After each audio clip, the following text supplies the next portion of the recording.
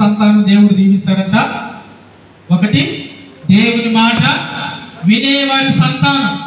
రెండు, దేవుని యందు భయభక్తులు కలిగి ఎవరైతే నడుచుకుంటారో వారి సంతానం, వారి పిల్లలు దేవుడు దీవిస్తాడు.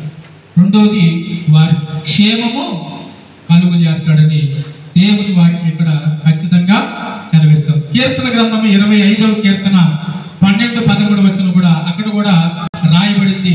ఆ మాట కూడా చదువుకుందాం. కీర్తన గ్రంథము 25:12-13.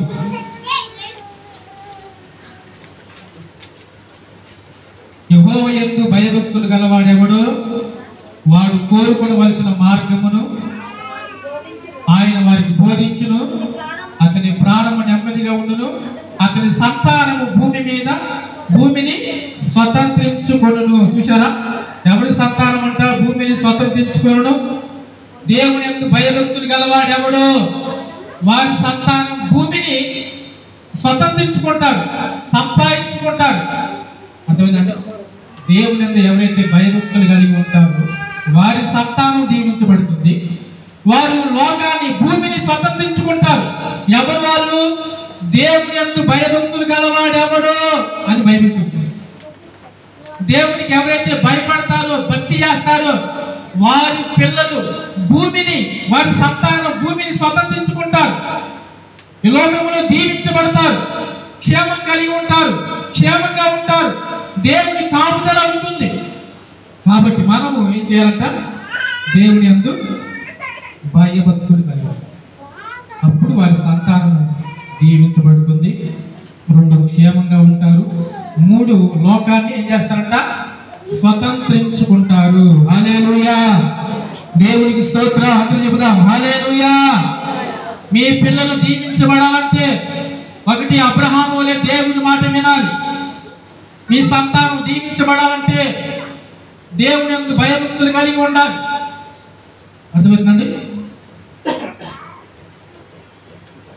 ఇక 3వది, మీ పిల్లలు దీవించబడాలంటే సామెతలు 11వ అధ్యాయం, సామెతలు 11:21 వచనం. 11:21. నిశ్చయముగా భక్తిహీనునికి శిక్ష తప్పదు, నీతిమంతుల సంతానం విడిపించబడును. చాలు. నీతిమంతుల సంతానము విడిపించబడును, నీతిమంతుల సంతానము దీవించబడును, నీతిమంతుల తల మీదకి దేవుని ఆశీర్వాదం వచ్చును, నీతిమంతుల ఇంటిని దేవుడు నివాసంలో దేవుడు ఆశీర్వదించును అని చాలా వాక్యాలు నీతిమంతుల గురించి, నీతిమంతుల పిల్లల గురించి రాయబడింది. ఎవరైతే నీతిని కలిగి ఉంటారో, నీతిమంతులుగా జీవిస్తారో వారి సంతానం అంటే వారి పిల్లలు దేవుడు దీవిస్తాడు. ఇక దేవుడు వారి పిల్లల్ని విడిచిపెట్టడు. విడువడు ఎడబాయడు. వారు చనిపోయేంత వరకు దేవుడు వారిని విడిచిపెట్టడు. ఎవరి పిల్లల్ని? నీతిమంతుల పిల్లలు. అర్థమైందండి మీకు? దేవుడు వారిని విడిచిపెట్టడు. ఆ మాట స్పష్టంగా దావీదు భక్తులు పలుకుతా ఉన్నాడు. 34వ కీర్తనలో దావీదు భక్తులు నీతిమంతుల పిల్లల గురించి, నీతిమంతుల సంతానం గురించి, వాళ్ళు కలిగే ఆశీర్వాదం గురించి మాట్లాడుతున్నాడు. చదవండి ఆ మాట. కీర్తన గ్రంథము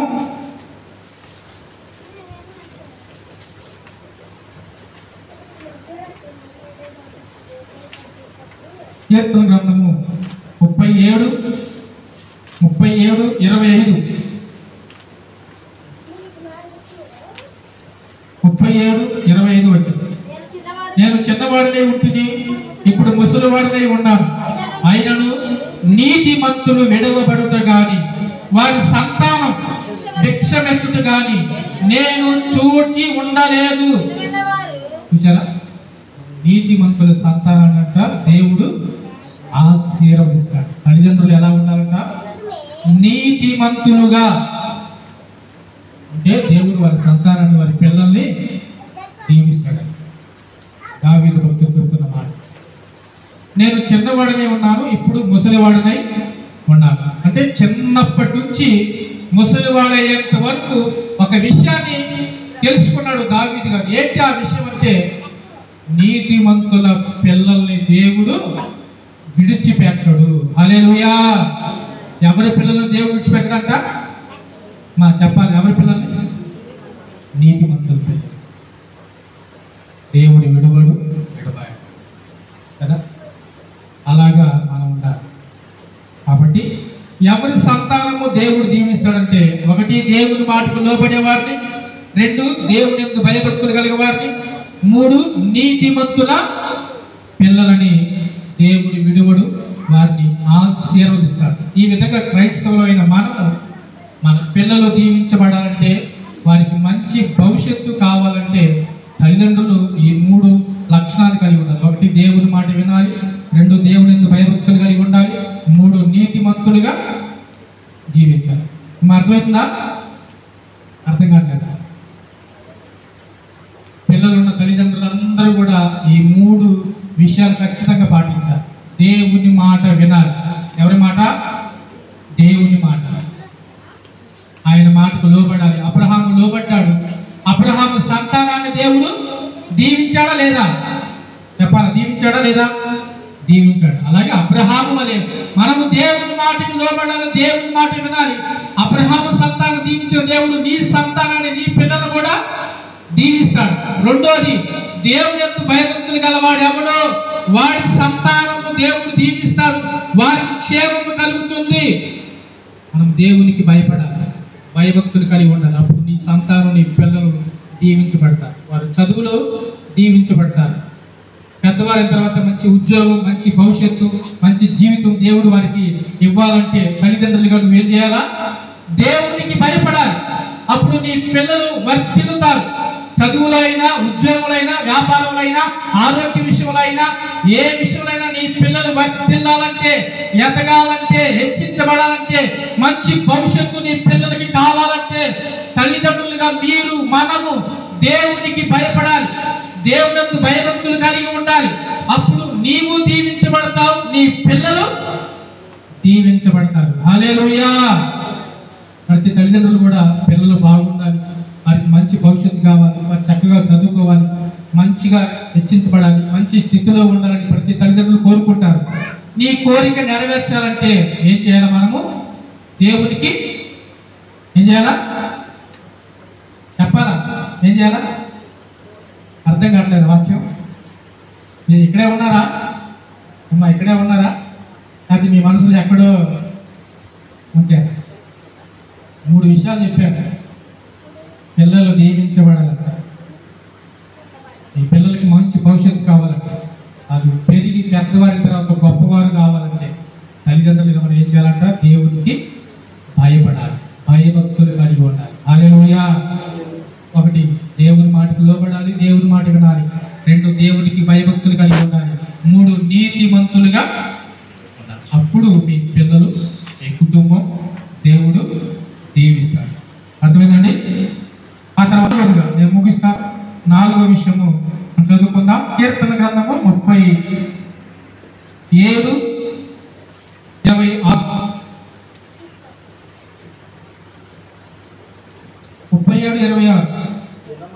దినమెల్ల వారు దయాళురై అప్పు ఇచ్చుచుందురు, వారి సంతానపు వారు ఆశీర్వదించబడుదురు. హల్లెలూయా. ఎవరి సంతానం దీవించబడతారంటే దయగల వారి సంతానము దేవుడు దీవిస్తాడు. ఎవరి సంతానం అంట? ఎవరైతే దయ, జాలి, ప్రేమ, కనికరం కలిగి ఉంటారో వారి సంతానాన్ని దేవుడు దీవిస్తాడు. దయ కలిగిన వారి సంతానం దేవుడు దీవిస్తాడు, వారి పిల్లలను దేవుడు దీవిస్తాడు. క్రైస్తవులుగా దేవుని పిల్లలకైన మనము దయ, జాలి, ప్రేమ, ఐక్యత, సహవాసం, మంచితనం ఇవన్నీ లక్షణాలు కలిగి ఉండాలి. జాలి, దయ కలిగి ఉండాలి. ఒకరి పట్ల ఒకరు ప్రేమ, జాలి, దయ కలిగి ఉండాలి. ఎవరు కూడా కఠినంగా ప్రవర్తించకూడదు. కఠినంగా, ప్రేమ లేకుండా, పలకరింపు లేకుండా, పలకరించుకోకుండా, ఒకరింటికి ఒకరు వెళ్ళకుండా, ఒకరికొకరికి ఐక్యత లేకుండా, సహవాసం లేకుండా, ప్రేమ లేకుండా ఉండకూడదు.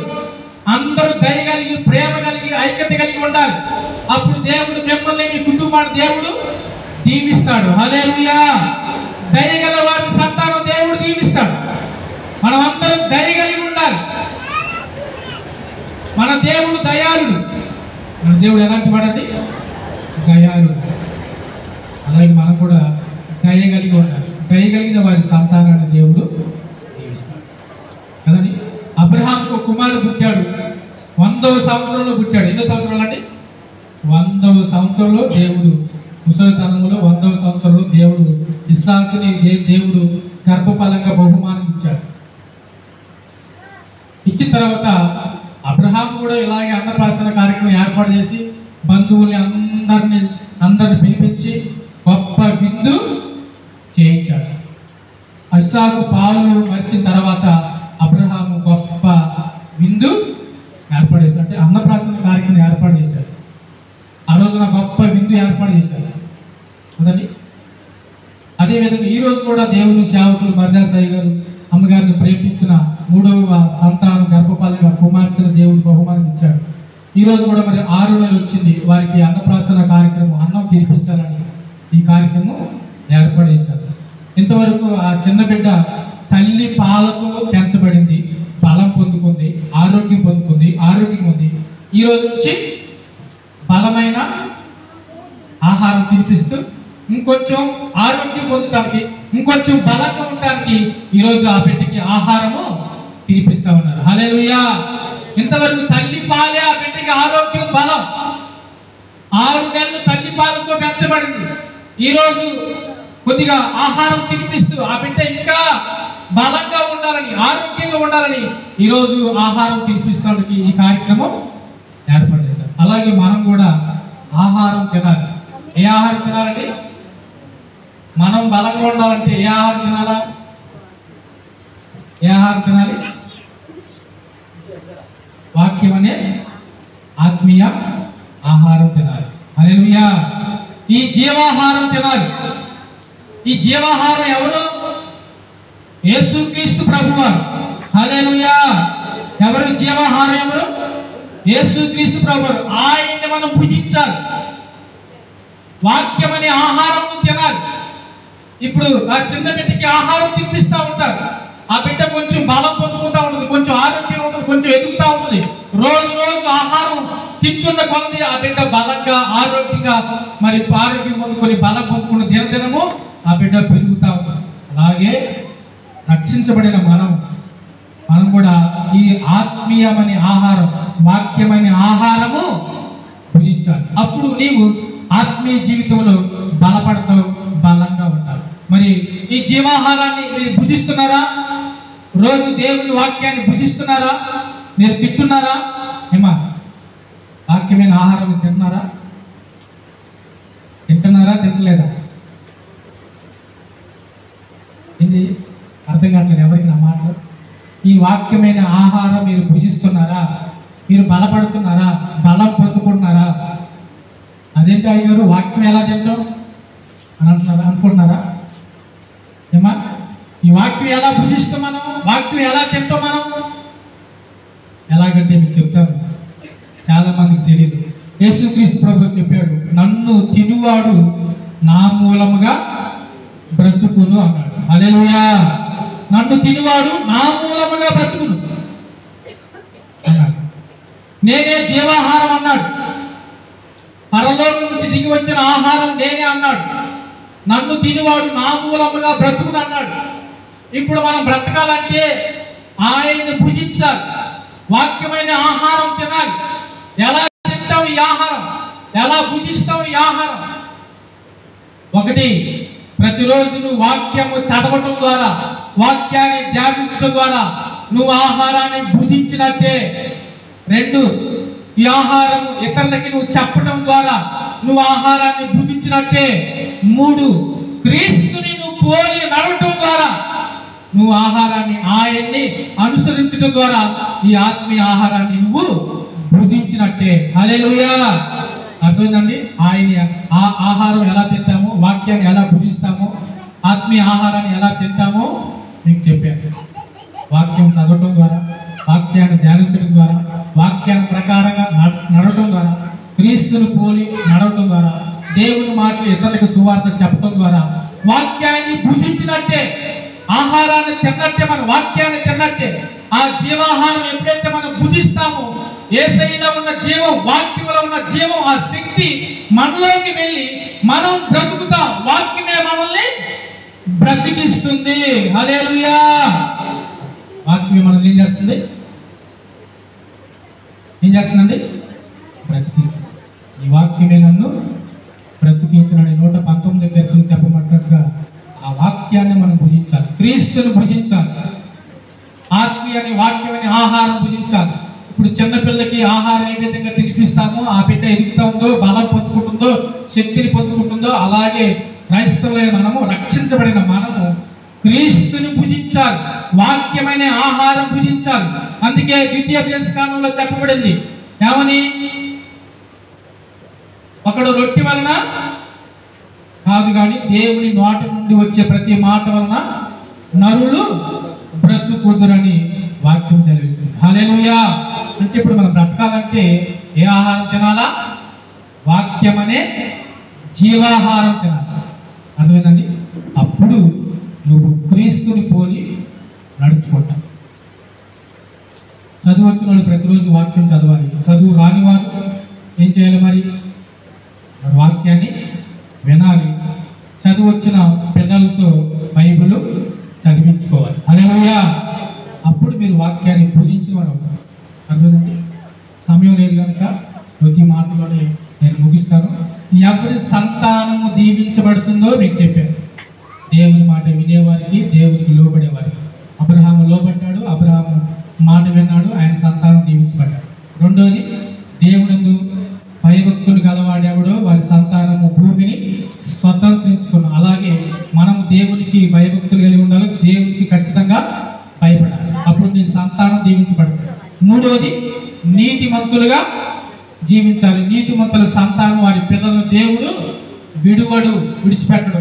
తల్లిదండ్రులు వారు చనిపోయినా సరే వారి పిల్లల మటుకు దేవుడు విడిచిపెట్టడు. హల్లెలూయా. అర్థమైందండి? అందుకే యాకోబుతో యెషయా గ్రంథంలో 43వ అధ్యాయంలో ఆ మాట మాట్లాడుతున్నాడు. నిన్ను సృష్టించి నిన్ను గర్భంలో నిర్మించిన యెహోవా ఇలాగ సెలవిస్తున్నాడు, నీకు పుట్టిన వారిని నేను ఆశీర్వదించేదను అంటున్నాడు. కనుక మన పిల్లల్ని దేవుడు ఆశీర్వదించాలన్నా, మన సంతానము దీవించబడాలన్నా మనము ఈ వాక్యాన్ని పాటించాలి. అలాగే మరి దేవుని సేవకులు పరదేశాయి గారు, అమ్మగారు, మరి వారికి పుట్టిన మరి కుమార్తె, 3వ కుమార్తె జెస్సికాకు ఈ అన్నప్రాసన కార్యక్రమం ఏర్పాటు చేస్తారు. మరి ఆ బిడ్డ కొరకు ప్రార్థన చేద్దాం. అలాగే సేవకుల కుటుంబం కొరకు, సంఘం కొరకు మనం ప్రార్థన చేద్దాం. అలాగే మరి తిమోతి తనకు భార్య రిబ్కా, వారిని కూడా దేవుడు ప్రేమించి కుమార్తెను బహుమానం ఇచ్చాడు. ఈ 2వ సంవత్సరం పుట్టినరోజు దేవుడు వారిని, వారి బిడ్డల్ని, వారి కుటుంబాన్ని కూడా దీవించునుగాక. ఆమేన్. హల్లెలూయా. దేవుడి కొద్ది మాటలు దీవించుగాక. ఆమేన్.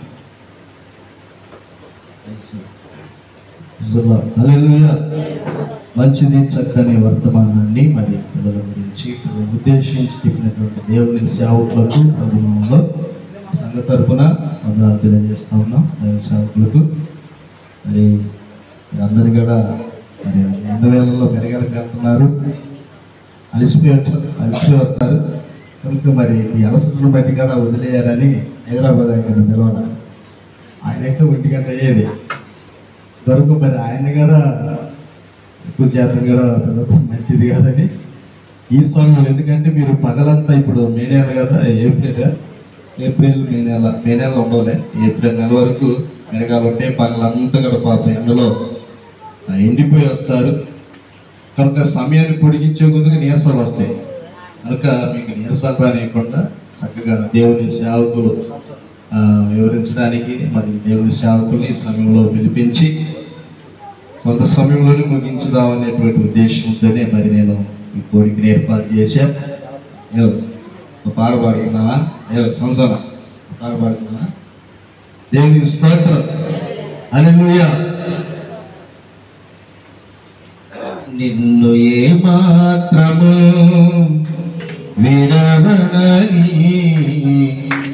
ఎన్నడు నిన్ను ఎడబాయనని. అయ్యా ఈ ట్రాక్ పెట్టేదకే నువ్వు వచ్చి దమ్ము కొట్టచ్చు జోసు.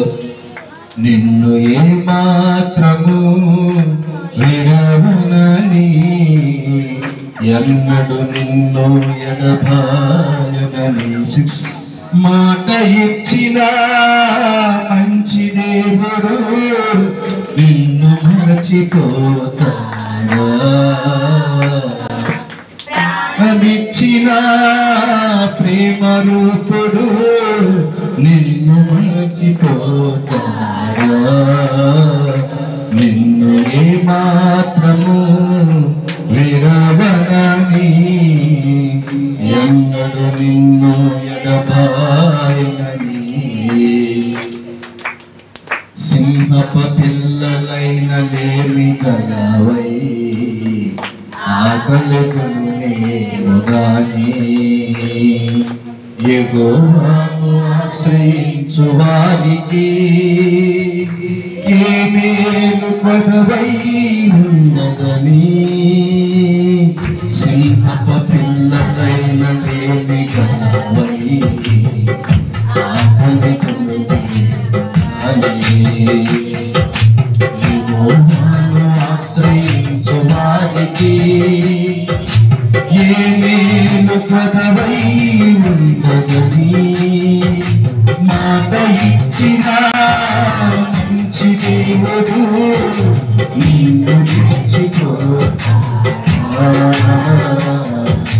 ప్రాణమిచ్చిన ప్రేమ రూపుడు నిన్ను విడిచిపోతాడా?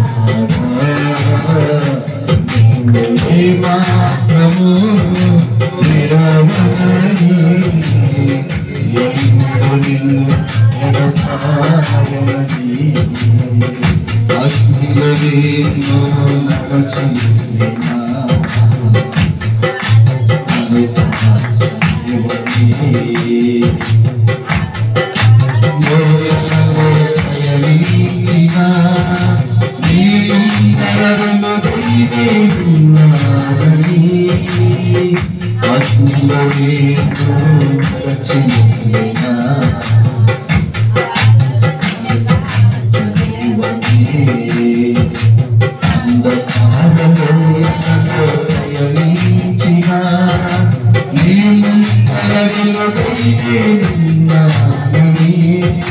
మాట ఇచ్చిన మంచి దేవుడు నిన్ను ప్రాణమిచ్చిన ప్రేమ రూపుడు నిన్ను విడిచిపోతాడా? ఏ మాత్రము విడవనని ఎన్నడు నిన్ను ఎడబాయనని. దేవునికి స్తోత్రం. హల్లెలూయా, హల్లెలూయా, హల్లెలూయా. మంచిది. మరి ఈ సమయంలో మరి దేవుని సేవకురాలు అంటే మా అమ్మగారు ముచ్చటగా ఓ 10 నిమిషాలు లేకపోతే ఒక 5 నిమిషాలు చెప్పాలని ఆశిస్తుంది చిన్న సాక్ష్యాన్ని. కనుక మరి సమయాన్ని దేవుని సేవకురాలకి అప్పగించాలని ఆలోచన చేసి సమయాన్ని ఇస్తా ఉన్నది కాబట్టి ఈ 10 నిమిషాలు ముగించే మార్గం.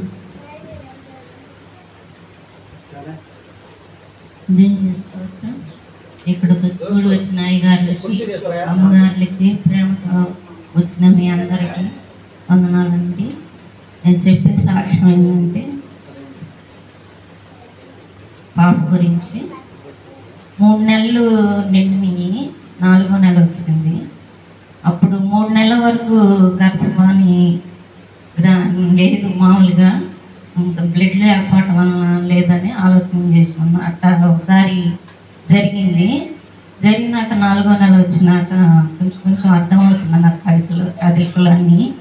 చూపించుకుందామనే ఆలోచనతో వెళ్ళి చూపించుకుంటే ఆల్రెడీ నాకు అర్థమైపోయింది, అయినా కానీ చూపించుకోవాలిగా వెళ్ళి చూపించుకుంటే ఆమె ఒకసారిగా చెప్పిందమ్మా గర్భము 4వ నెల, నీకు ఇప్పుడు ఈ వయసులో ఇంత అవసరమా అన్నప్పుడు మేము అప్పుడు 3వ పని ఉంచుకున్నామండి. అందలేదు, అందదనే ఆలోచనతోనే ఉన్నాం.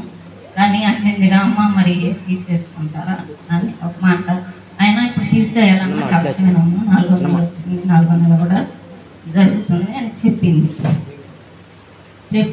చెప్తే ఇప్పుడు నీకు ఇప్పుడు లేట్గా అయింది, జాగ్రత్తగా ఉండాలి బిడ్డ, ఇప్పుడు నువ్వు జాగ్రత్తగా ఉండాలి, ఇప్పుడు కాన్పు టైంలో కూడా జాగ్రత్తగా ఉండాలి, నీకు నొప్పులు రావు అని చెప్పింది. నొప్పులు రావు, బ్లీడింగ్ అయితే 8 నెలలు జరుగుతున్నా 9 నెలలు జరుగుతున్నా బ్లీడింగ్ అయితే అని ఆమె చెప్పింది. చెప్పింది కానీ నాకు ప్రార్థన చేసుకుంటున్నా, ఏంది ప్రభా ఏమిటి చెప్పింది అని. మా అమ్మ అయితే టెన్షన్ పడుతుంది, ఏంది ఏమిటి చెబుతుంది, భయపడుతుంది. పోయినప్పుడల్లా ఏదో టెన్షన్ పెట్టిద్దాం. హాస్పిటల్కి వెళ్ళినప్పుడల్లా ఈ అమ్మాయికి జాగ్రత్తగా ఉండాలి, ఈ అమ్మాయికి లేటుగా అందింది, ఈ అమ్మాయికి నొప్పులు రావు, ఈ అమ్మాయి తల్లి బిడ్డ బ్రతకాలంటే ఈ అమ్మాయిని జాగ్రత్తగా చూసుకోవాలి, ఈ అమ్మాయిని చాలా జాగ్రత్తగా ఉండాలి, అసలు మీకు ఇంత నిర్లక్ష్యం అయిందని మా అమ్మ నడిచింది. ఆ రోజుల మా అమ్మ లేటుగా వచ్చింది. అరిచేసరికి ఏం కాదులేండి, మీరు ఏమైతే లేటుగా అన్న ఏమైద్దా అనే ఉద్దేశంలో మేము ఉన్నాం అనమాట అని. నేను అయితే అంటుంది కానీ నేను ఏం పట్టించుకోవట్లా, ఏమి అంతే చెబుతారులే డాక్టర్ గారు, వీళ్ళంతే చెబుతారులే అని నేను ఆలోచనలోనే ఉండట. 7వ నెల వచ్చినాక 7 నెలల దాకా కూడా అదే మాట చెబుతా ఉంది, జాగ్రత్తగా ఉండాలని చెప్తుంది. సరేలే ఏమి ఇస్తే చెబుతుందిలే అని అలా చూస్తుంటే మళ్ళీ గవర్నమెంట్ హాస్పిటల్కి చూపించుకుందామని.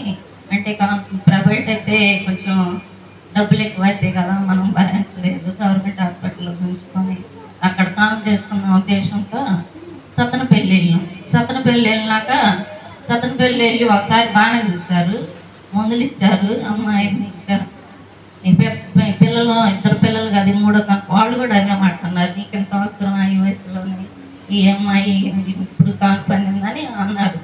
అని ఆమె కూడా అరిసినా కానీ మా పట్టించుకోవాలి. మళ్ళీ 2వసారి వెళ్ళినప్పుడు అమ్మ నీకు కాన్పు కష్టం అయింది, నీకు కాన్పు ఇప్పుడు దూరంగా ఉంది, ఇక్కడ పరికరాలు ఏమీ లేవు, టైంలో నీకు కాన్పోయే టైంలో గుండె స్పీడ్గా కొట్టుకోవటం కానీ, బీపీ డౌన్ అయ్యటం కానీ, ఎక్కువ అయ్యటం కానీ ఇక్కడ మాకు కష్టమైంది, నువ్వు గుంటూరు వెళ్ళాలి, ఇక్కడ కాన్పు కాదని చెప్పారు. చెప్తుంటే మా అమ్మ ఏమో టెన్షన్ పడుతూ ఉంది, నాకు ఆల్రెడీ కొంచెం టెన్షనే ఉంటుంది, అయితే ఏం కాదులేమ్మా అని చెప్పింది. అయితే ఆమె ఉంది, అమ్మ నీకు ఉమ్మనీరు బాగా ఎక్కువ ఉంది, నీకు ఎవరన్నా చెప్పారా అంది. నేను ప్రైవేట్ హాస్పిటల్ ఎన్నిసార్లు చూపించుకున్నా చెప్పాలమ్మ, చెప్పాలి ఉమ్మనీరు ఎక్కువ ఉంది అని చెప్పాలి. 8 నెలల దాకా ఉమ్మనీరు ఎక్కువ ఉందని చెప్పాలి. ప్రైవేట్ హాస్పిటల్ 3 సార్లు చూపించుకున్నా, 3 సార్లు పోయినా 3,000 డబ్బులు అయితే ఖర్చు అయినాయి కానీ ఎట్టుందా నాకు చోట్ల భయపెడుతుంది కానీ, నీకు కాన్పు కష్టం అయింది, నొప్పులు రావు, బ్లీడింగ్ అయింది అనేది చెబుతుంది కానీ నీకు ఎట్టుందా అని చెప్పలా. అప్పుడు వాళ్ళు అన్నారు ఉమ్మనీరు ఎక్కువ ఉందమ్మా, నీకు జాగ్రత్తగా ఉండాలి అన్నది. సరేలేమా అయితే గుంటూరు వెళ్దామని మేము గుంటూరు వెళ్ళినాక వాళ్ళు ఎక్కడ 5 సార్లు చూపించుకున్నా నాకు థైరాయిడ్ పరీక్ష చెప్పారు. నాకు ఆల్రెడీ చేతులు నొప్పులు, ఏది పట్టుకోవాలన్నా కొయ్యాలన్నా చేతులు నొప్పులు వచ్చాయి, చేతులు పట్టుకోలేను, కూర్చోవాలన్నా ఎక్కువసేపు కూర్చోలేను, పడుకోవాలన్నా తినాలన్నా నొప్పి వచ్చే అసలు ఎంత బాధ అంటే అంత బాధ, పడుకోలేను, కూర్చోలేను, నిలబడలేను, నొప్పి అసలు ఉమ్మనీరు వలన ఏదైతే నాకు అర్థం కాదు కానీ బాగా నొప్పి వచ్చేది. నొప్పి వచ్చేటప్పుడల్లా నాకు ఆ డాక్టర్ అని చెప్పిన మాటలు గుర్తొచ్చేది, ప్రభా ఎట్లా అసలు పక్క తిరిగి పడుకోవాలన్నా నొప్పి, పక్క తిరిగి పడుకోవాలన్నా నొప్పి. అసలు ఆ ఉమ్మనీరు వలన ఏమో ఎక్కువసేపు అసలు ఏది చేయలేను, కూర్చోవాలన్నా ఎక్కువ గంటల సేపు కూర్చోలేను, పడుకోలేను. బాత్రూమ్కి ఇంట్లోకి చాలాసార్లు తిరుగుతూ ఉండేదాన్ని. ఇంకా గుంటూరు వెళ్ళినాక థైరాయిడ్ పరీక్ష చేసింది. థైరాయిడ్ పరీక్ష చేసి థైరాయిడ్ ఉందమ్మా, నీకు థైరాయిడ్ వచ్చింది, మందులు ఆడుందని చెప్పారు. షుగర్ పరీక్ష చేశారు, షుగర్ ఏమీ లేదమ్మా అని చెప్పింది. చెప్పి వాళ్ళు కూడా వచ్చారు, నీకు ఇంకా అవసరం 3వ కాన్పు అంటే లేటుగా అందండి, మేము అందుకు అనుకున్నామని చెప్పినాం. వాళ్ళకి నీ కాన్పు కష్టం అయింది, నువ్వు అసలు బిడ్డ తల్లి బతుకులో కూడా మేము చెప్పలేము, నీకు అవసరం అని తిడితే కానీ నేను మేలుకుని ఉండే నైట్ ఇంకా ఇంటికి వచ్చి ఏంటి ప్రభా ఎక్కడ పోయినా ఇంటికి వెళ్తున్నారు ప్రభా అని బాధపడ్డాను. మా అమ్మ బాధపడుతూనే ఉంది. అంటే నేను వాడు చెప్పింది లెక్క లేదు బయట పెడుతున్నారని అన్నారు. ఆ రాత్రి దర్శనంలో సేపు వచ్చి ఏంది ఇంతమంది చెబుతున్నాను, నువ్వు అసలు నీకు బతుకు కూడా బాగలేదా, అసలు నీ ధైర్యం ఏందని సేపు వచ్చి అడుగుతుంటే నా ధైర్యం వేసే నా ధైర్యం అని ఆ చీకటిని గద్దించినప్పుడు అది పోయింది. పోయిన తర్వాత ఇంకా అప్పుడు 9వ నెల వచ్చినాక మా అమ్మోళ్ళ ఇంటికి వెళ్ళినాక 3 రోజులకి కంటానన్నగా అప్పుడు కూడా ఇంకా అట్ట నొప్పి పడుకోలేను కూర్చోలేను, ప్రార్థన చేసుకున్నా. ఏం ప్రభా నా బాధ ఏంటంటే అయ్యా కూర్చోలేకపోతున్నా పడుకోలేకపోతున్నా, తినాలన్నా కానీ ఇట్లా ముందుకు కూర్చొని తినాలి, వెనక్కి ఆనుకొని అన్నా తినాలి. అసలు అంత పొట్ట విపరీతంగా నొప్పి వచ్చేది. బిడ్డ ఇంకా నొప్పులు 3 రోజులు వస్తాయి అనగా నాకు ఒక దర్శనం వచ్చింది. దర్శనం వస్తే ఒక ఆయన వచ్చి నాకు ఆపరేషన్ చేస్తాను. ఆపరేషన్ చేసి అసలు నేను ఆపరేషన్ చేయట్లా. ఆయన వచ్చి నేను బట్టలు అడుగుతాను ఆయన్ని, అయ్యా నాకు ఆపరేషన్ చేయండి, నా బిడ్డ బతికిద్దో లేదు అయ్యా అని బట్టలు ఆడుతున్నా, దర్శనంలోనే బట్టలు ఆడుతున్నా, నాకు ఆపరేషన్ చేయండి, నా బిడ్డ బతికిద్దో లేదు, నా బిడ్డ బతికిద్దో లేదా అంటే ఆయన వచ్చి ఆపరేషన్ చేస్తాడు దర్శనంలోనే. దర్శనంలో ఏంటి ప్రోమో ఇటు దర్శనం వచ్చింది, నా బిడ్డ బతికిద్దో లేదు, నా బిడ్డ బతికిద్దో లేదు, ఈ అపాయం ఉందని ఏంటి ప్రోబెట్ దర్శనం వచ్చిందని నేను ఆలోచన చేసుకున్నా. తర్వాత ఆ రోజు నొప్పులు వచ్చినాయి. 3 రోజుల తర్వాత నొప్పులు వస్తే మా అమ్మ చేనుకి వెళ్ళింది. చేనుకి వచ్చి ఎట్లా నొప్పి వస్తుందమ్మా, బిడ్డ తిరిగినప్పుడల్లా నొప్పి వస్తుంది, కొంచెంగా బ్లీడింగ్ అవుతుందని చెప్తే ఏం కాదులమ్మా అని ఆ రోజు థైరాయిడ్ పరీక్ష అప్పటికి తర్వాత వాళ్ళు 15 రోజుల తర్వాత మళ్ళీ చేయించుకోమన్నారుగా. థైరాయిడ్ పరీక్ష చేయించుకుంటాక అంది అంటే థైరాయిడ్ పరీక్ష చేయించుకోవడానికి అచ్చంపేట వెళ్ళి థైరాయిడ్ పరీక్ష చేయించుకున్నాం. థైరాయిడ్ ఉంది అంటే అప్పుడు కానుక వాళ్ళకి థైరాయిడ్ ఉందని చెప్పారు. నేను మళ్ళీ అయినా నొప్పులు ఒక బిడ్డ కదిలినప్పుడల్లా నొప్పులు వస్తుంది, కదిలినప్పుడల్లా నొప్పి వస్తుందామా, కొంచెం బ్లీడింగ్ అవుతుందామా అంటే మా అమ్మ అంది నేను మసూదర్ హాస్పిటల్లో చూసుకున్నాను, అమ్మ స్నానం చేసి అమ్మ నొప్పులు వస్తున్నాయి అంటే నొప్పులు మసూదర కడిగిపోతే మనం భరించలేము, ఏం లేదులేము, మనం ఏం కాదులే అని నేను చెప్పుకుంటూ వస్తున్నా. అయినా కానీ నొప్పి వస్తూనే ఉంది, నొప్పులు వస్తూనే ఉంది. ఆమె నొప్పులు వస్తున్నాయంటే ఆమె పక్కన ఆమె పక్కకు పోయి ఆమె తెలిసిన ఒక నర్సుని ఆమెను అడిగింది, అమ్మ ఈ అమ్మాయికి లేట్గా అనింది, నొప్పులు వచ్చినాయి అంటే గానమే దేవుడు నొప్పులు అసలు ఈ అమ్మాయికి నొప్పులు రావు కూడా అదే మాట చెప్పింది. లేట్గా అనింది కాబట్టి ఈ అమ్మాయికి నొప్పులు రావు, ఎప్పుడు నొప్పులు వచ్చినా ఆ అమ్మాయిని తీసుకెళ్ళండి, కొంచెం వచ్చినా ఎట్లా పెద్దగా వచ్చినా హాస్పిటల్కి తీసుకెళ్ళండి అన్నది. సరేనమ్మా హాస్పిటల్ ఇక్కడ వద్దులే, మసూదర అక్కడ మనం తట్టుకోలేము, బాగా ఎక్కువ డబ్బులు ఎక్కువ అయితే వద్దులే మనం గుంటూరు వెళ్దామా అంటే గుంటూరు ఆడ నీకు వంతు నొప్పులు వస్తున్నాయి పాదం అన్నది. వద్దులేమా అని మేము ఎమ్మటే ఇంటికి రాగంలోనే అంబులెన్స్కి ఫోన్ చేసి అంబులెన్స్కి తెస్తే ఇంక ఎమ్మటే బట్టలు వదులుకొని ఎమ్మటే గుంటూరు సత్తనపల్లి వెళితే సత్తనపల్లి కానుపోయిద్దామని అన్ని పరీక్షలు చేసింది. నేను ఇంకా ఇక్కడ అయితేమో అనుకున్నాను, అయితే అనుకున్నా కానీ ఆడ వాళ్ళు అన్నారు వాము కూడా, అమ్మాయి ఇక్కడ కాన్పు కాదు, ఈ అమ్మాయికి లేట్ కానింది, ఇక్కడ మాకు పరికరాలు ఏం లేదు, ఇక్కడ ఈ అమ్మాయికి కాన్పు కాదు, మీరు గుంటూరు వెళ్ళాల్సిందే, ఈ అమ్మాయికి సీరియస్గా ఉంది, నేను రాసిస్తున్నా, ఈ సీట్ తీసుకొని గుంటూరు వెళ్ళండి మీరు, ఈ సీట్ పాంగులోనే అక్కడ డాక్టర్లకి ఉండమని అని మా అమ్మోళ్ళ చేతికి ఇలా అంబులెన్స్ అని చేతికి ఇచ్చింది సీట్ ఇస్తే ఇంకా మేము వెళ్తుంటే అక్కడికి వెళ్ళినాక అంబులెన్స్ ఆయన ఒక చేతిలో పెట్టిండు ఆ సీటు. అయితే వాళ్ళు అక్కడికి వెళ్ళినాక ఆ సీటు చూడలేదు, ఎందుకంటే దీంట్లో ఈ అమ్మాయికి బీపీ కొంచెం ఎక్కువగా ఉంది, ఈ అమ్మాయిని జాగ్రత్తగా చూడాలి, బిడ్డ ఏడంగా ఉంది అని దాంట్లో అన్నీ రాసి ఇచ్చిందాం. చూసి నన్ను గమనించి అన్నీ రాసిస్తే వాళ్ళు వెళ్ళకుండా నా సీటు చూడాలి, ఆడు సీటు చూడకుండా ఫస్ట్ కాడ నుంచి చూసిన ఈ ప్రైవేట్లో చూసిన ఇవన్నీ చూశారు కానీ ఎవరు రాసి ఇచ్చిన చూడాలి. రాసి చూడకపోతే వాళ్ళు ఫస్ట్ కాన్పులు ఫ్రీగానే అయ్యామ్మా ఫ్రీగానే అయ్యా అని అడుగుతున్నారు కానీ ఫ్రీ కాన్పులేనా అండి అన్న అట్లా అయినా నొప్పులు బాగా వస్తున్నాయి, నొప్పులు వస్తున్నాయి కాన్పు అవుతుందని వాళ్ళు చూస్తున్నారు. అయితే నొప్పులు వచ్చి పరీక్షలు చేస్తున్నారు, పరీక్షలు చేస్తున్నారు కానీ వాళ్ళు కానుపు ఇద్దామని వాళ్ళు వస్తున్నారు. అయితే కానుపు కావట్లేదు. కానుపు కాకపోతుంటే మళ్ళీ వచ్చి పరీక్ష చేసింది. ఏంది అమ్మాయికి నొప్పులు అయితే వస్తున్నాయి కానీ కానుపు కావట్లేదు ఏందని మళ్ళీ వచ్చి పరీక్ష చేసింది.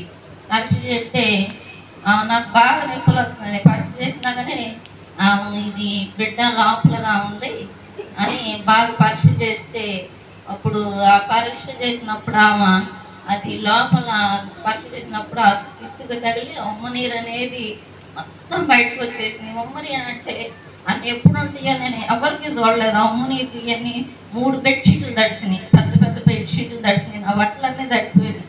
అప్పుడు నేనంతా తడిసిపోయాను. అప్పుడే సుజాత వాళ్ళు వచ్చారు.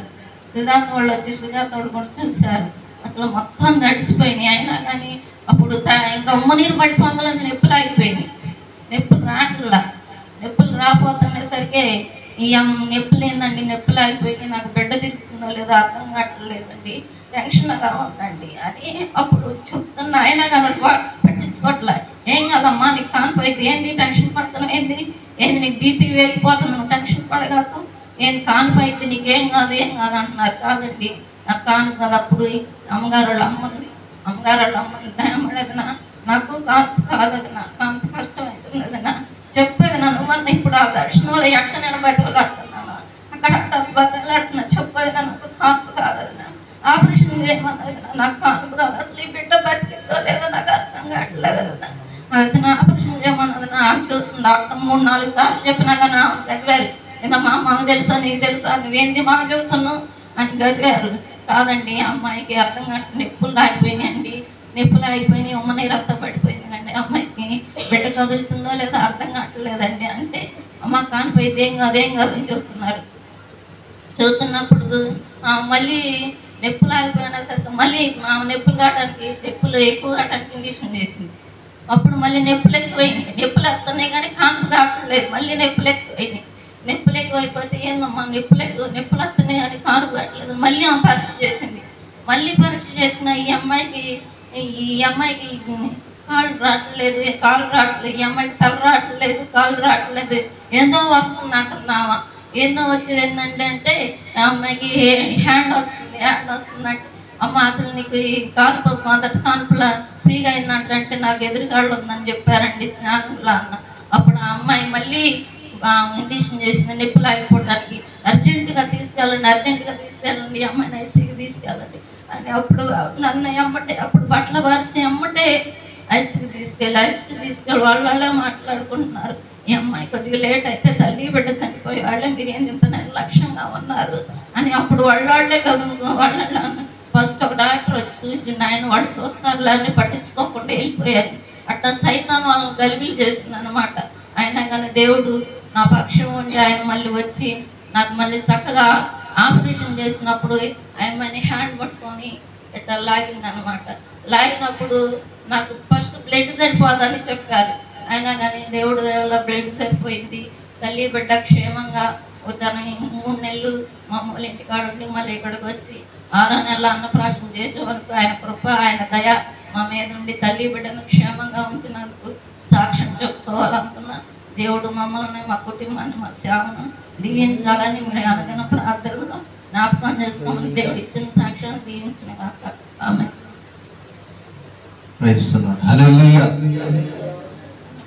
అసలు దీనికి అంత కారుకుడు నేనే. అమ్మగారు అంత ప్రార్థన కారణం ఏంటంటే విషయం ఏంటంటే అప్పుడు ఈ ద్రాక్షవల్లి 4 సంవత్సరాలు పుట్టింది. అంటే అర్థం కాదని చెప్పారు. 4 సంవత్సరాల తర్వాత ద్రాక్షలు జన్మించింది. ఆవిడ ఎలా జన్మించిందంటే అప్పట్లో 4 సంవత్సరాల దాకా పిల్లలు లేరని చెప్పి నేను ప్రార్థన చేశాను. నాకే పిల్లలు లేకపోతే నేను ఎవరు ప్రార్థన చేశాను పిల్లలు వాళ్ళకి అని ప్రార్థన చేస్తే దేవుడు 4 సంవత్సరాల తర్వాత ఇచ్చాడు. ఆ తర్వాత జోసు 2 సంవత్సరాలకి ఇక ఆగిపోయాయి. అయితే నా ఉద్దేశం ఏంటంటే బైబిల్ పరంగా డాక్టర్ గారు ఆపరేషన్ చేయకూడదు అని నేను నిర్ణయించుకున్నప్పుడు డాక్టర్ గారి చేత ఆపరేషన్ చేయకూడదు, వాళ్ళు అది చేసిన తర్వాత ఇంకేమైనా ప్రాబ్లం వస్తాయి అనేటువంటి ఉద్దేశంతోనే నేను చేపించాను. చేపించదలుచుకోవాలి. తర్వాత ఒక 3-4 సంవత్సరాల తర్వాత మళ్ళా ఆపరేషన్ చేయడానికి పోతే ఇక ఆమెకు ఆపరేషన్ చేయడానికి కూడా వీలు పడదాయా అన్నారు. ఎందుకంటే ఇంకా పిల్లలు పుట్టేటువంటి యోగ్యత కూడా లేదన్నారు. కానీ దేవుని యొక్క కృప ఏంటంటే ఆయనకు అసాధ్యమైంది ఏది లేదు కనుక దేవుని కృపను బట్టి 14 సంవత్సరాల తర్వాత దేవుడు అనుగ్రహించిన కుమార్తె. ఇంకో విషయం ఏంటంటే ఏదైనా మీరు కానీ అంత ప్రయాస పడొద్దు. దేవుని మహాకృపను బట్టి ఇద్దరైనా ముగ్గురైనా వెంబడి జీవించుకునేటువంటి మార్గం చూడండి. దేవుని స్తోత్రం. హల్లెలూయా. మంచిది. మరి ఈ సమయంలో మన మధ్యలో దేవుని సేవకులు రాజపాలయ్య గారు ఉన్నారు. అనుకున్న టైం కొంచెం ముందు కొనసాగింది. ఇంకొక 10 నిమిషాల్లో ముగించే మార్గం చూస్తాడు. ఈ సమయాన్ని దేవుని సేవలకు అప్పగించే ముందు మన మధ్యలో నతానేలు గారు ఉన్నారు. పిడిగిరాల్లో దేవుని సేవ చేస్తున్న సేవకులు చిన్న ప్రార్థన చేస్తారు.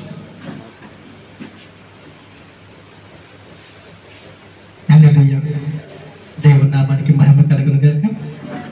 అమ్మగారు మంచి సాక్ష్యం చెప్పింది. ఎందుకంటే వారి జీవితంలో జరిగిన అద్భుతం, ఇలాంటి అద్భుతాలు మన బైబిల్లో చాలా చూస్తాం. ఎందుకంటే శారా కూడా 90 సంవత్సరాలు వచ్చినప్పుడు దేవుడు వాగ్దాన పుత్రుడు ఇచ్చాడు. అలాగే మరి వాళ్ళకి ఇన్ని సంవత్సరాల్లో మరి దేవుడు ఇవ్వడం అంటే చాలా అదృష్టం. సరే, అనుమతిస్తున్నట్లు ప్రార్థన చేసుకున్నాను. సకల ఆశీర్వాదాలకు కారణభూతుడైన ప్రియ పరలోకపు తండ్రి, ఈ పరిశుద్ధ నామానికి వందనాలు, స్తుతులు, స్తోత్రాలు ప్రభా. నిన్న నేను ఏకరీతిగా ఉన్నవాడానికి వందనాలు, స్తోత్రాలు చెల్లిస్తున్నాం ప్రభా.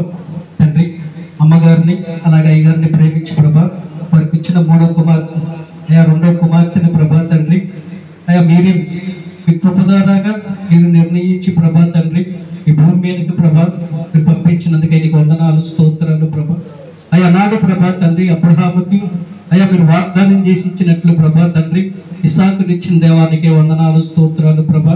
అలాంటి గట్టుపప్పు బలాన్ని ప్రభా తండ్రి అయ్యా అమ్మగారికి అయ్యగారికి ఇచ్చినందుకే నీకు వందనాలు, స్తోత్రాలు చెల్లిస్తున్నాం ప్రభా. అయ్యా బిడ్డను దీవించండి, ఆశీర్వదించండి ప్రభా. ఈరోజు పుట్టినరోజు జరుపుకున్న బిడ్డను కూడా దీవించండి, ఆశీర్వదించండి ప్రభా. అలాగే ప్రభా తండ్రి మొదటి వర్తమానంగా ఈ దాసునితో ప్రభా మీరు మాట్లాడించినందుకే నీకు వందనాలు, స్తోత్రాలు ప్రభా. అయ్యా 2వ వర్తమానంగా ప్రభా తండ్రి ఈ దాసుని పక్షాన మాట్లాడబోతుండగా మీరే తోడుగా ఉండి మాట్లాడండి ప్రభా.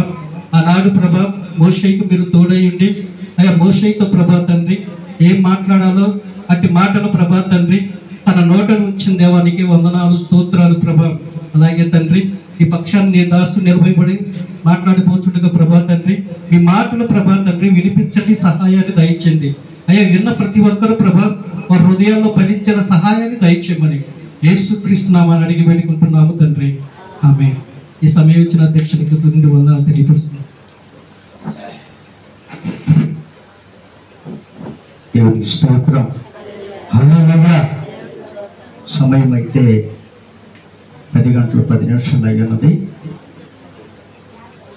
10:30 వరకు సమయం ఉంటుంది. పనులు పోయేవాళ్ళు ఉన్నారా? ఎంతమంది వాళ్ళ చేతులు ఎత్తండి. మిరగారికి పోయేవాడు తెల్లారుజాము మొత్తం వాళ్ళేక అందరూ వాళ్ళే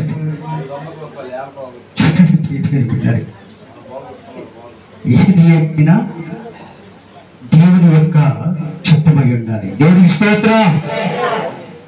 దేవుని చిత్తమై ఉండాలి. దేవుని యొక్క ప్రణాళిక నెరవేర్చబడి ఉండాలి. మనం ఎన్నైనా అనుకోవచ్చు, మనం బైబిల్ వాక్యం చెబుతూ ఉంది మనకు ఎంత వేదన వచ్చినా, ఎంత వేదన ఎంత బాధ కలిగినా కూడా బైబిల్ వాక్యం చెబుతుందంటే నీ భారము ఏంటమ్మా, నీ భారము యెహోవా మీద మోపుము, ఆయనే దానిని చూసుకుని. దేవుని స్తోత్రం. దేవుని చిత్తం మనది కాదు.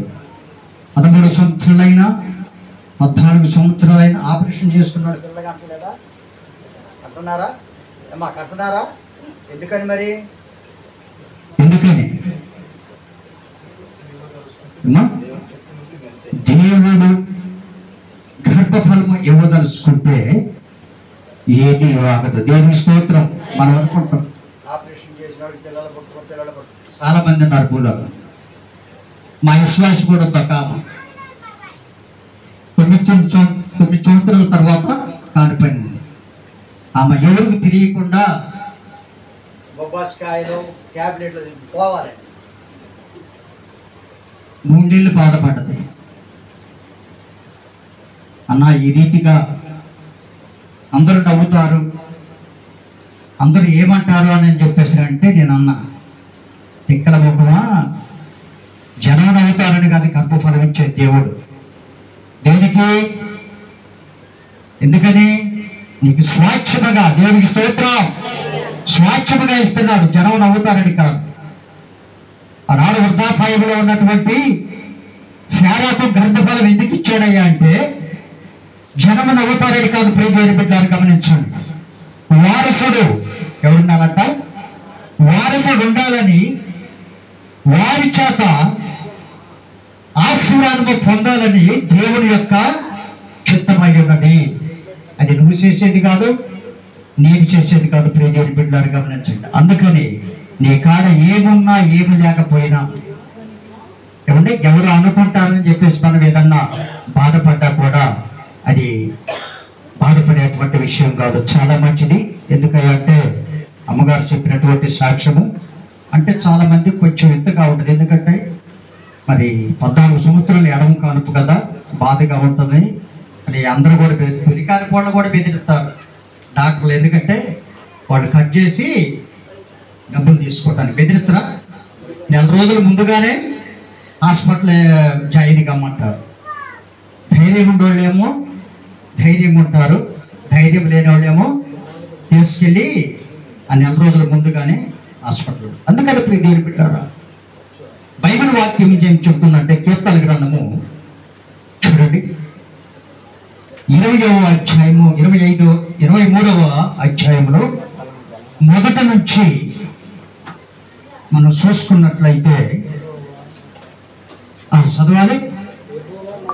యెహోవా నా కాపరి, నాకు లేమి కలుగదు, పచ్చిక గల చోట్లను ఆయన నన్ను పరండజేయుచున్నాడు, శాంతికరమైన జలముల యొద్ద నన్ను నడిపించుచున్నాడు, నా ప్రాణమునకు ఆయన శ్రద్ధనీసువాడు, తన నామమును బట్టి నీతి మార్గములలో నన్ను నడిపించుచున్నాడు. దేవుడికి స్తోత్రం, హల్లెలూయా, హల్లెలూయా.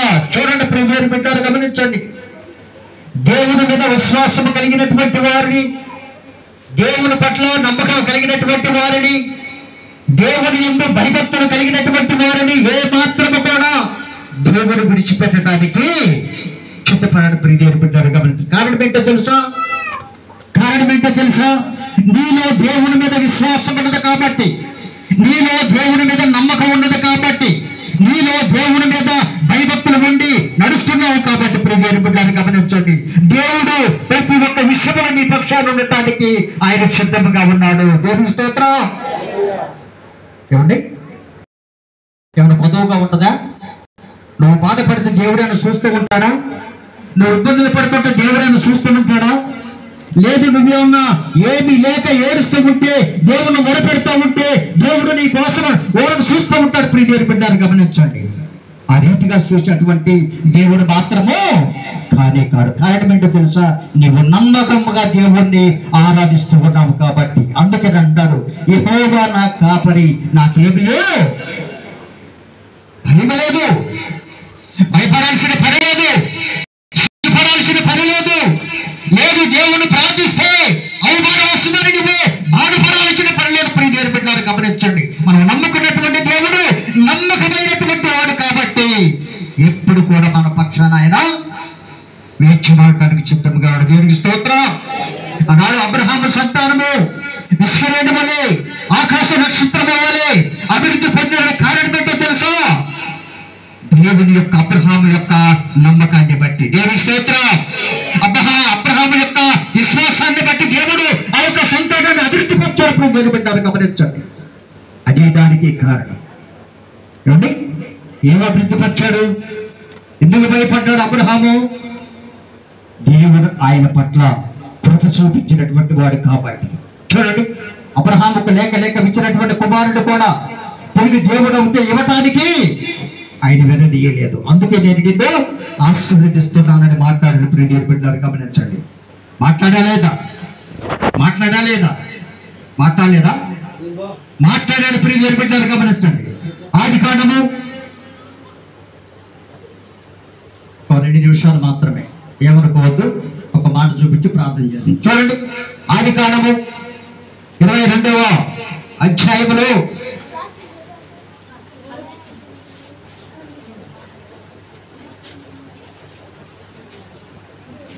22వ అధ్యాయము 16వ వచనంలో అంటున్నాడు ఒక మాట.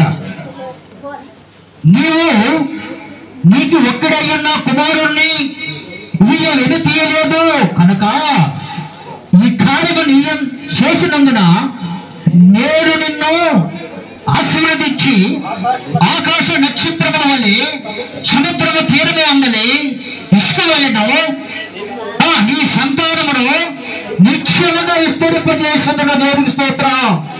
హల్లెలూయా. మనమేమంటాం?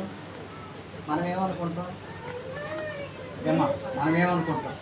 ఒక మాట నమ్మకం చెప్పండి. మనలో ఉన్నటువంటి మాట చెప్పండి. చెప్తే ముగిస్తారు. లేదనుకో ఇక రేపు నిరవగానే కట్టు పేరు చెప్పండి. చెప్తే ముగిస్తారు తొందరగా. మనమేమంటాం? అబ్రహాం అయితే ఇచ్చినటువంటి కుమారుణ్ణి మళ్ళీ తిరిగి అడగకుండా, ఏంటి ప్రభు అని అడగకుండా ఇచ్చేసాడు. మరి మనమేమైతే ఉంటాం? మనమేమంటాం? అమ్మా ఏమంటాం? ఆ మాట ఏం దేవుళ్ళు అంటారు. అసలు ఈ దేవుడు ఇచ్చేది మళ్ళీ అడుగుతుంది. ఇద్దరు కూడా ఒక ఆమె ఏడుతుంది. ఏం ఏడ్చిందో తెలుసా? ఏమ్మా ఏం ఏడ్చిందో తెలుసా? ఈ దరిద్రపు దేవుడు నమ్ముకోవటమే మా ఊడిది వచ్చిండి అని అన్నది. దేవుడి స్తోత్రం. ఏమండి? ఎవరు నమ్ముకోవటం వల్ల? ఎవరు